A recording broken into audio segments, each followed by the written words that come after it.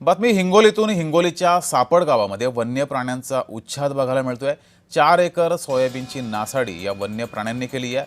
सापडगाव शिवारामध्ये नीलगाय रानडुकरांनी धुमाकूळ घातलाय. वन्य प्राण्यांच्या या नासधुसीमुळे शेतकऱ्यांचं नुकसान झालं. या वन्य प्राण्यांचं कायमस्वरूपी बंदोबस्त करावा अशी मागणी आता शेतकऱ्यांनी केली आहे.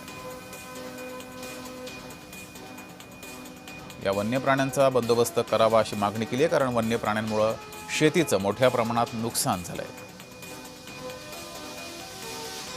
तरी दृश्य आपण पाहतो, हिंगोलीच्या सापड गावातील दृश्य आहेत. नुकतीच पेरणी झालेली आहे, उगवण झालेली आहे शेतामध्ये, मात्र वन्य प्राण्यांमुळे शेतकऱ्यांचं मोठं नुकसान होते. त्यामुळं या सर्व शेतकऱ्यांनी वन विभागाला विनंती केलेली आहे, वन विभागाकडे मागणी केलेली आहे. या वन्य प्राण्यांचा बंदोबस्त करावा अशी मागणी शेतकऱ्यांनी केली आहे. हिंगोलीच्या सापड गावात शेतकऱ्यांचं मोठ्या प्रमाणात नुकसान वन्य प्राण्यांनी शेतीचं केलं आहे.